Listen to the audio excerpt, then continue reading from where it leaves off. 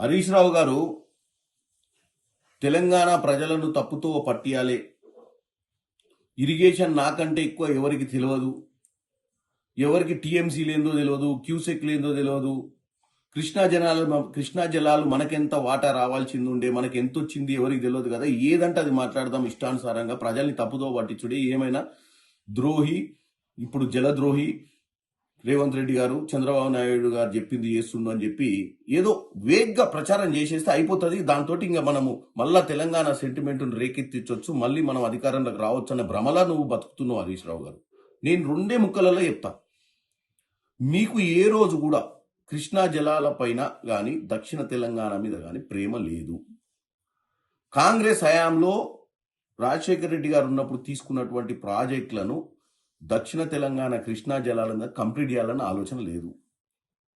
తెలంగాణ వచ్చిన తర్వాత 812 టీఎంసీలు ఉన్నటువంటి కృష్ణా జలాల మీద కేవలం 299 టీఎంసీలే తెలంగాణ కేటాయిస్తే మరి ఎందుకు మీరు పోరాటం చేయలేదు? ఇంటర్నేషనల్ లాస్ ప్రకారము కృష్ణా పరివాహక ప్రాంతం మనలో 69% పారుకుంటూ 31%, 34% ఆంధ్రాలో ఉంటే ఆ పర్సంటేజ్ ప్రకారం 812 టీఎంసీలల్లో మన వాటా రావాలి కదా. మరి ఆ 10 ఏళ్లలో గాడిద పనులు దొమిర్రా మీరు?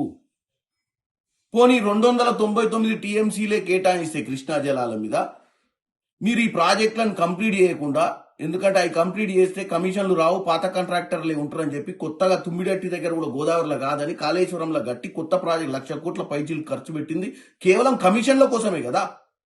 ఇప్పుడు వచ్చి మాకు కృష్ణా జలాల మీద ఇప్పుడున్న ప్రభుత్వానికి చిత్తశుద్ధి లేదు, గోదావరి మీద కనుక్కున్న బనకచెర్ల గురించి మాట్లాడుతూ ఒకరోజు పాలమూరు రంగారెడ్డి గురించి మాట్లాడి ప్రజల్ని కన్ఫ్యూజ్ చేస్తున్నావు హరీష్ రావు గారు. నేను చెప్తున్నా వినండి, మీరు 299 టీఎంసీలకు ఎందుకు ఒప్పుకుర్రు? ఎందుకు దాని మీద పోరాటం చేయలేదు? మీ 10 ఏళ్ల హయాంలో మనకే 500 చిల్లర రావాల్సింది వాళ్ళు ఇప్పుడు 513 వాళ్ళు తీసుకొని 299 మనకిచ్చిర్రు.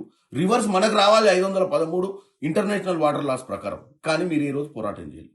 ఇప్పుడు వచ్చి పాలమూరు రంగారెడ్డి గురించి మాట్లాడతారు, లేదా బనకచెర్ల గురించి మాట్లాడతారు. బనకచెర్ల గురించి ఆల్రెడీ ఉత్తమ్ కుమార్ రెడ్డి గారు పదే చెప్తున్నారు.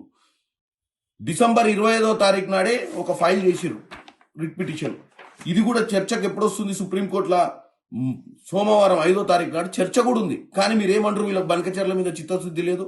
ఆ రేవంత్ రెడ్డి గారు చంద్రబాబు నాయుడు గారి మాటలు విని చంద్రబాబు నాయుడు గారికి వాళ్ళ గురువు గారికి ఏదో చేస్తుందని చెప్పి ఉట్టిగా సెంటిమెంట్ రేకెత్తిచ్చి మాట్లాడుతున్నావు. ఎందుకంటే తెలంగాణ సెంటిమెంట్ తోటి మళ్ళీ అధికారంలోకి రావాలంటే ఇదే నీళ్ల గురించి మాట్లాడి ఇదివరకు మీ మామ అధికారంలోకి వచ్చిండు, నీళ్లను మొత్తం ఏం చేసిండు మనకు అర్థమైపోయింది. కాళేశ్వరం గట్టి కమిషన్లు దండుకుని నీళ్లు నిధులు నియామకాలను ఏ తుంగలోకి దొక్కిన మీరు మళ్ళా ఇప్పుడు వచ్చి తెలంగాణ ప్రజల్ని తప్పుతో పట్టిస్తారు. ఎవరు పోయి రాయలసీమకు పోయి రాయలసీమను రత్నాల సీమ చేస్తా అన్నది ఎవడు పోయిండు? బేసిజాలొద్దు, బేసిజాలొద్దు 3000 టీఎంసీలు గోదావరి నీళ్ళు పోయి సముద్రంలో కలుస్తుంది అన్నది మీ మామగారు కాదా? ఇలా బనకచెర్ల గురించి నువ్వు మాట్లాడుతున్నావు, దానికి ఆద్యం పోసిందే మీ మామ. ఆ రోజు మిగులు జలాలు బాగున్నాయి, దాంట్లో వరద జలాలు ఎక్కువ ఉన్నాయి, 3000 టీఎంసీలు పోయి సముద్రంలో కలుస్తున్నాయి గోదావరి మీద, మీరు ఏమైనా చేసుకోండి అని చెప్పొచ్చిండు చేపల పులుసు తిని. కాబట్టి ఈరోజు చెప్పేది ఏంటంటే మాకు చిత్తశుద్ధి ఉంది. మేము టోటల్గా ప్రాజెక్టులు కృష్ణా జలాల మీద 299 టీఎంసీలు ఇప్పుడు ఉంది.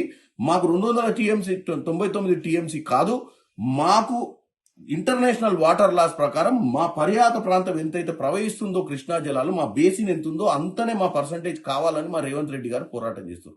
ఇంకేమనంటే బనకచెర్ల గురించి మాట్లాడుతావు. జలశక్తి మంత్రి దగ్గర 2 ముఖ్యమంత్రులు కూర్చున్న రోజు నువ్వు ఉన్నావు ఆ రూమ్లో, మేము ఎంపీలుగా మేమున్నాం. ఆ రోజు డిస్కషన్లో ఏం జరిగింది?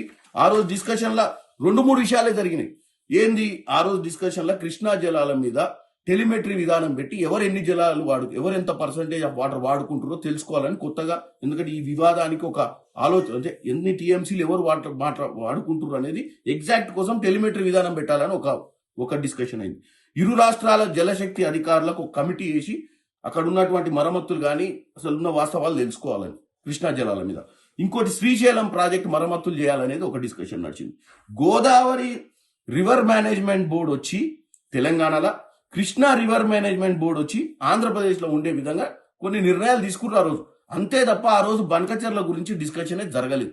కానీ నువ్వు ఎప్పటికప్పుడు ఈ విషయం ఈ రోజు కాదు, ఈ విషయం ఆ రోజు ముఖ్యమంత్రి గారు చెప్పిర్రు, ఇరిగేషన్ శాఖ మంత్రి ఉత్తమ్ కుమార్ రెడ్డి గారు కూడా చెప్పారు. కానీ పదే వచ్చి బనకచెర్లను తీసుకొచ్చి తెలంగాణ సెంటిమెంట్ కాకెత్తనికే రేవంత్ రెడ్డి గారికి చంద్రబాబు సంబంధాన్ని అంటగట్టుడు, లేదా మా ఇరిగేషన్ మంత్రిని ఎప్పటికప్పుడు పాలమూరు రంగారెడ్డి విషయంలో కానీ ఇంకే విషయాలలోనూ తెలంగాణ ప్రజలకు ఏం తెలియదు అంటే తప్పుడు ప్రచారం చేస్తున్నావు.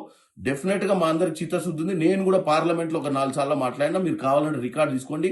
మాకు విభజన హామీల ప్రకారం పాలమూరు రంగారెడ్డి ప్రాజెక్ట్ కి నేషనల్ స్టేటస్ ఇవ్వాలి, నిధులు ఇవ్వాలని కూడా మేము అడగడం జరిగింది. డెఫినెట్ గా దానికోసం పోరాటం చేస్తున్నాం. అసలైన తొలి వెలుగు. ఫాలో వాట్సాప్ @తొలి వెలుగు official.